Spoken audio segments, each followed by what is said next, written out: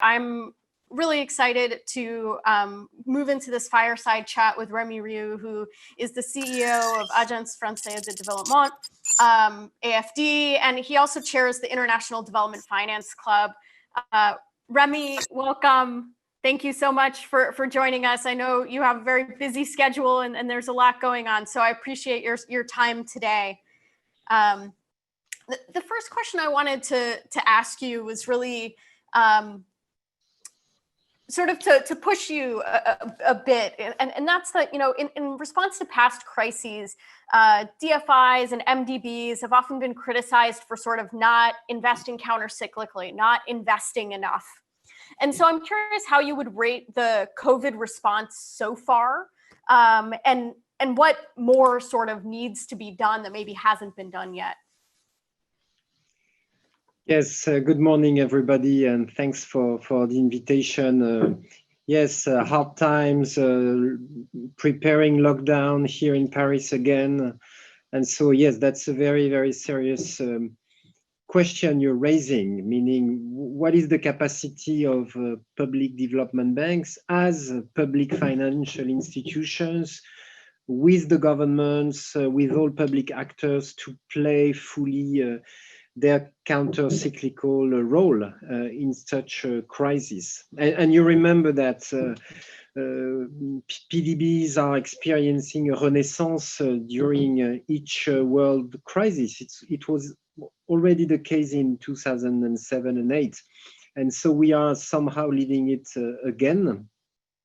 If I may, for your audience, please clarify what PDBs means for me. I mean, this is an encompassing concept that gathers 450 institutions. So it's broader than maybe what you talk about when you talk about development finance.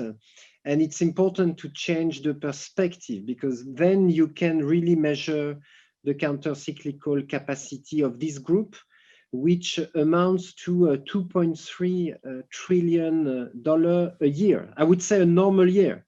We will produce a database, so that's 2018. And probably we will discover that we are way above this mark in 2020. You know, MDBs are playing fully their part, expanding in the crisis, somehow doubling in poor countries right now. And MDBs are only 150 billion. The rest, all the national development banks, you see 1/4 of the stimulus plan in France goes through Caisse des Dépôts.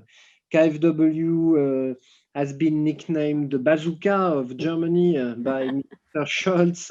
BNDES in Brazil represents 10% of the recovery plan. So I guess my question, as we look at this bigger group of PDBs, of private development banks, and that is obviously sort of a bigger view, though some of them do spend sort of domestically in their own countries rather than in low income or lower middle income countries.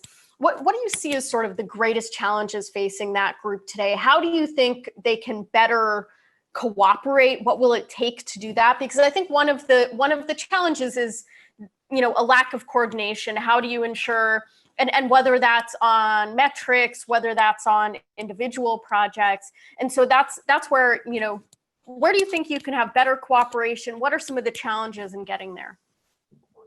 First, I would say there's an issue of somehow a bias, or maybe a stigma that is still attached to public development banks that we have to remove. And you know, at the Finance in Common Summit, 9th and 10th of November, there will be a high-level research conference. Joe Stiglitz, Nick Stern, Mariana Mazzucato, Masoud Ahmed, Carmen Reinhard, the IMF will produce a paper, about 20 new research papers to clearly identify what we are talking about. Then you're right.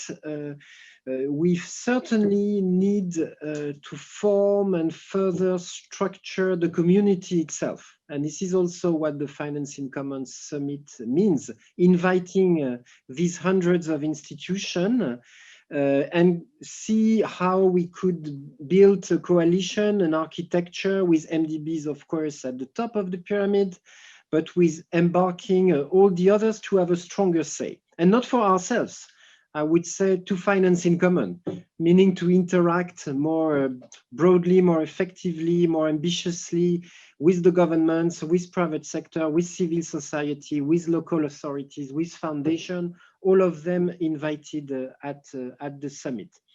That's and so beyond. Yeah, no, I was just going to say beyond the summit. What if we're looking beyond the summit? Do we need a new institution that's sort of going to help coordinate all of this? What does that architecture that you mentioned look like? We urgently need international cooperation, and we need not a new institution, but we need to open the relationships and invent this reconciliation, I would say, between quantity, we talked about it, and quality. Because you have the counter-cyclical challenge, but you also have the structural challenge, that of climate and inequalities. And PDBs are incredible sensors of how could we reconcile these various dimensions. And of course, at the time, it has to be conceptualized. It had to be set in a global framework on what sustainable finance really means. And we are not there yet to know that. There are 185 initiatives on what ESG, green finance, well, DivEx know that better than anybody. At the time, it needs to be streamlined, it needs to be clarified, and there's a lot that PDBs together can share on this. I guess my question is on that streamlining, on sort of, creating definitions that can be agreed upon. Over the years, that's happened within the financial sector, right? There have been agreement about how you define a specific type of bond instrument or other, financial mechanisms.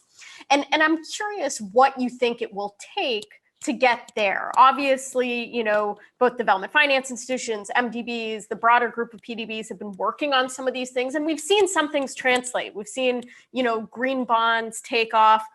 But as we're looking to solve some of the perhaps harder to quantify social challenges, how do you sort of, get there? I'm optimistic. The mandate, the signal was sent only 5 years ago, in 2015. And what I'm really, from the friendship within the group of PDBs, I really believe me, we have a deep consensus. We know what we have to do. Now the question, and you're right, it's question of action. It's a question of acting at scale. It's a question of having the right tools to mobilize the private sector and go maybe beyond and have the right methodologies for that beyond the group of PDBs itself. So what we're able to do historically, and certainly we have to do more, and that will be discussed at the Finance in Common Summit. And so do you think that we'll actually see, mainstream capital markets shift substantially to this way, take on some of the work that's been done among PDBs as they're looking at sustainable financing? Because I think that there is a concern now that as sustainable financing grows, that it sort of becomes a label without bite behind it, without the actual metrics or measurement to ensure that it's achieving some impact. Remember, the green bond markets was mostly, not exclusively, but structured by EIB, by the World Bank, by PDBs. And now, maybe you've noticed, AFD, we are the first French issuer of a sustainable bond, relying on a very precise, I think, credible methodology. So we are also the place, we have the business model to experience and to develop these new tools beyond our lending or investment capacity. So we are more and more into guarantees. You know that. Jutta Urpilainen will be at the summit to explain what the European Union with EFSD Plus is doing on guarantees. And so I think all donors should pay a closer attention to what PDBs can do, provide them more concessional resources. This is what EU, but also the Green Climate Fund is doing more and more, you know that. And then maybe an area that has not been explored for now is the connection between the central banks. Now, you know, providing liquidities in the system and the PDBs maybe organized as well as a system, and see if all these liquidities at the time could lend into concrete projects, into the economy, and mobilize the private sector. And for that, you're right, PDBs probably have to go more upstream in the value chains. They have to generate way more bankable projects. This is our intention, but for that we need to have a business. We need to have a sound business model. We need to pay the salary.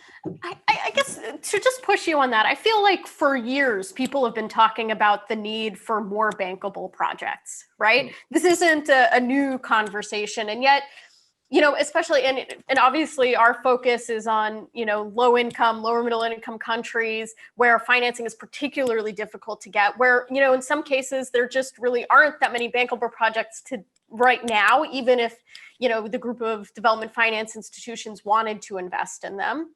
So, you know, and I know, you know, like the IFC is looking to move in this direction in some ways, has talked about doing that, but really what, you know, tangible, actionable steps can these development finance institutions, can these public development banks take to actually move into that space, rather than just talking about the lack of projects and the need to do this? I think we've been having that conversation, but it hasn't so much translated into action.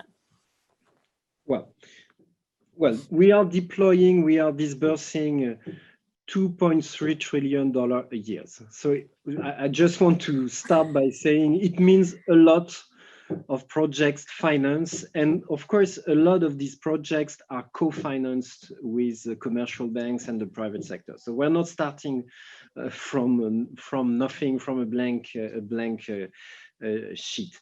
Then when I say we should allocate concessional resources for project preparation, for capacity building, for in a more in an optimum way, I would say, this is to have, especially national development banks, originating quality projects way more than what they are doing right now. And the other dimension is we have to go from financing to enabling, meaning that these projects should not stay on our balance sheet for decades.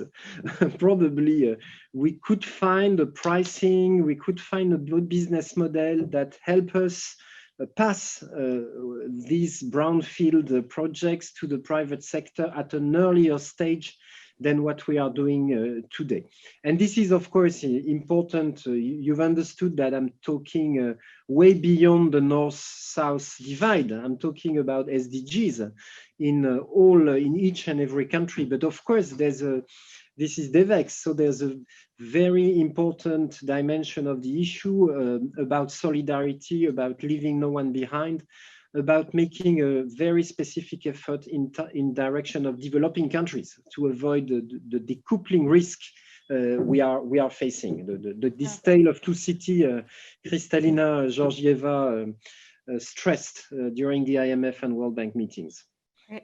Well, we have about 1 minute left, but we did have a question come in that we'll see if you can try to answer in 1 minute, which is, you know, what do you see as some of the chief constraints that development finance institutions face as they're trying to carry out their mandates? And I think this obviously, you know, varies depending on how they're structured, but, you know, from where you sit, and you obviously have a position where you're hearing from a lot of DFIs.